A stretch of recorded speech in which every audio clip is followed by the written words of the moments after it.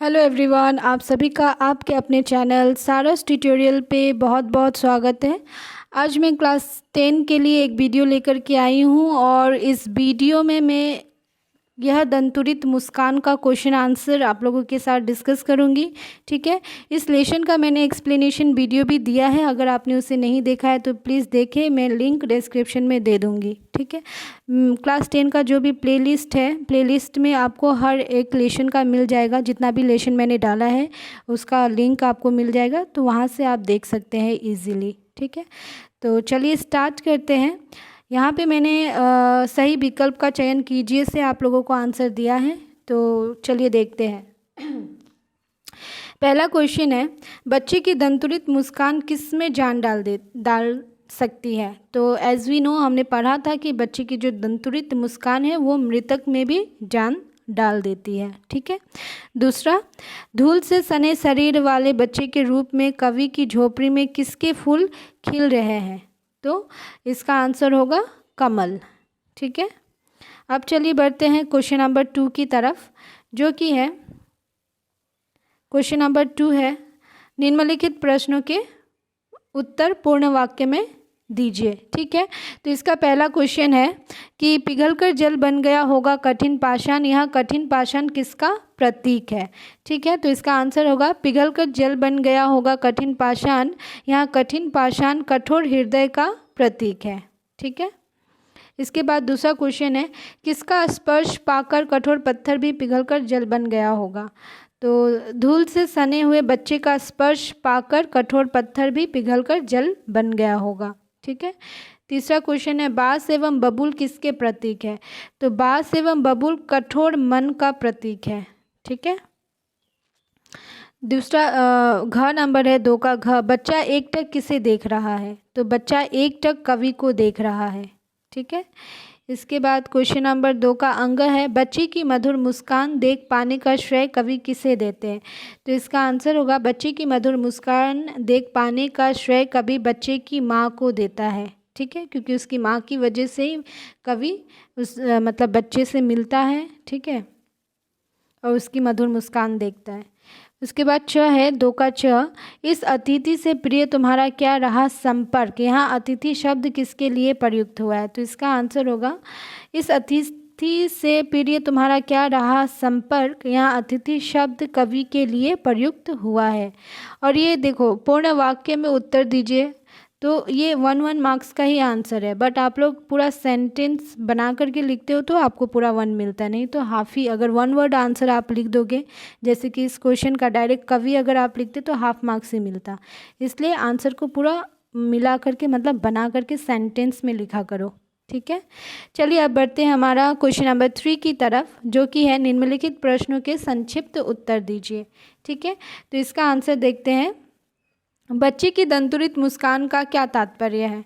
तो बच्चे की दंतुरित मुस्कान का तात्पर्य उस छोटे से बच्चे की मुस्कान से है जिसकी अभी अभी नए नए दांत निकले हैं। उसकी यह मुस्कान इतनी मनमोहक है कि वह मृतक में भी जान डाल देती है।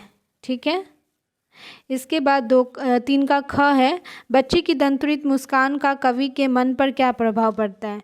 तो बच्चे की दंतुरित मुस्कान को देखकर कवि अपार सुख का अनुभव करता है। कवि को ऐसा लगता है कि उसकी मुस्कान मृतक में भी जान डाल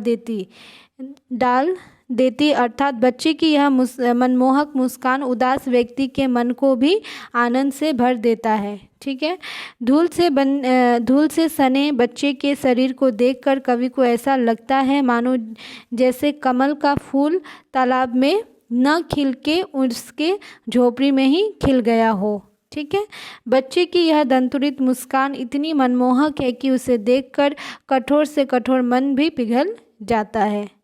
ठीक है, इसके बाद हमारा 3 का ग है, बच्चे की मुस्कान और एक बड़े व्यक्ति की मुस्कान में क्या अंतर है। तो चलिए देखते हैं इसका आंसर। बच्चे की मुस्कान अत्यंत मनोहारी होती है तथा उसमें कोई दिखावापन नहीं होता, जबकि बड़ों की मुस्कान में दिखावापन होता है। ठीक है, बच्चों की मुस्कान कठोर दिल वाले व्यक्ति को भी पिघला सकती है, जबकि बड़ों की स्वार्थ भरी मुस्कान लोगों के दिल को ठेस पहुंचाती है। ठीक है। कभी कभी हम लोग किसी का मजाक उड़ाने के लिए हंसते हैं, तो वो क्या करता है, लोगों को मतलब लोगों के दिल को ठेस पहुंचाता है, दुख पहुंचाता है ना। तो वो चीज़, जबकि लोगों की बच्चे की मुस्कान में स्वाभाविकता, सरलता, सहजता, मधुरता तथा मनमोहकता होती है, ठीक है। वे स्वार्थी नहीं होती। जबकि बड़ों की मुस्कान बनावटी, चालाकी तथा दिखावापन से भरी रहती है, ठीक है। तो ये हो गया हमारा 3 का ग। यहाँ पे बेसिकली बड़ों का मुस्कान क्या होता है, बड़े लोग जो होते हैं, नहीं भी हंसना होता है तो भी दिखावा के लिए हंसते हैं। बहुत लोग चालाकी दिखाने के लिए हंसते हैं, है ना, दिखावापंती के लिए हंसते हैं। आपकी खुशी में खुश नहीं है फिर भी दिखाते हैं कि हाँ बहुत खुश है, फिर भी मुस्कुराते हैं, ठीक है। तो बच्चे के केस में ऐसा नहीं होता है। उसका जो भी उसके इमोशंस होते हैं, जो भी फीलिंग्स होती है, जो भी भाव होता है, वो सब मतलब निस्वार्थ होता है। दिखावेपन के लिए कुछ नहीं होता है, सब कुछ ओरिजिनल प्योर रहता है, ठीक है। चलिए अब बढ़ते हैं नेक्स्ट क्वेश्चन की तरफ, जो कि है 3 का घ। बच्चे की मुस्कान की क्या विशेषताएं हैं, ठीक है। तो इसका आंसर होगा, बच्चे की मुस्कान बहुत ही मनमोहक होती है। बच्चे की मासूम सी मुस्कान कठोर से कठोर हृदय को भी पिघला देती है।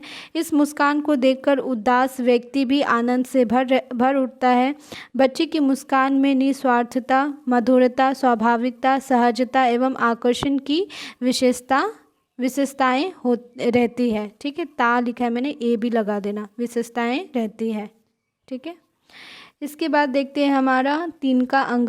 कवि को कैसे पता चला कि बच्चा उसे पहचान नहीं पाया, ठीक है। तो इसका आंसर होगा, जब बच्चा कवि को बिना पलके झपकाए एकटक देख रहा था, तब कवि को पता चला कि बच्चा उसे पहचान नहीं पाया, ठीक है। बच्चा क्या कर रहा था, कवि को एकटक देख रहा था बिना पलके झपकाए, मतलब पहचानने की कोशिश कर रहा था, बट उसे वो अपरिचित से लगे, ठीक है। चलिए अब बढ़ते हैं हमारे 3 का च की तरफ, जो कि है, कवि अपने आप को चिर प्रवासी और अतिथि क्यों कह रहे हैं, ठीक है। तो इसका आंसर होगा, कवि अपने को चिर प्रवासी और अतिथि इसलिए कह रहे हैं क्योंकि अपने घुमक्कड़ी स्वभाव के कारण, मतलब कि वो ट्रैवल करते रहते थे, उनका ऐसा नेचर था, ठीक है, दूसरे जगह जाना, ठीक है, ऐसा उनका नेचर था। अपने घुमक्कड़ी स्वभाव के कारण उन्हें घर से दूर रहना पड़ा था और वह अतिथि की तरह बहुत दिनों बाद घर लौटे थे। इसी वजह से वह अपने बच्चे के लिए भी अपरिचित हो गए थे। बेसिकली जो आप दंतुरित मुस्कान चैप्टर देखते हो, इसमें कवि ने अपने ही बच्चे के बारे में लिखा है, ठीक है। जब मतलब कवि को क्या था, साहित्य के काम से या कोई भी काम से बाहर ही रहना पड़ता था, तो इस वजह से वो अपने ही नवजात बच्चे से क्या हो गए थे, थोड़ा दूर रहने लगे थे। और जब वो घर लौटे थे तब तक उनका बच्चा थोड़ा सा बड़ा हो गया था, तो उसने तो अपने फादर को देखा नहीं था, तो इसलिए बच्चे के लिए वो क्या थे, एक अपरिचित थे, ठीक है। तो बच्चे की जो पहली मुस्कान होती है, ठीक है, वो दंतुरित मुस्कान, जब उसके छोटे छोटे दांत निकलते हैं और वो जो मुस्कान उसके चेहरे पे आती है, तो वो देख कर के कवि ने बहुत आनंद फील किया था और उसी के ऊपर उन्होंने ये कविताएं लिखी थी, ठीक है। तो चलिए, इस वीडियो में मैंने आपको क्वेश्चन नंबर 1, 2 एंड 3 बताया। क्वेश्चन नंबर 4, 5 एंड 6 आपको नेक्स्ट वीडियो में जल्द ही देखने को मिलेंगे, ठीक है। और मेरा आप लोगों से रिक्वेस्ट है कि आप लोग क्लास 10 के बच्चे से ज़रूर शेयर करें, ठीक है। और क्लास 10 का most of lesson with question answer मैंने डाला है, तो प्लीज़ उसे देखना ना भूलें और चैनल को लाइक, शेयर एंड सब्सक्राइब करते रहिए। तब तक के लिए बाय, टेक केयर।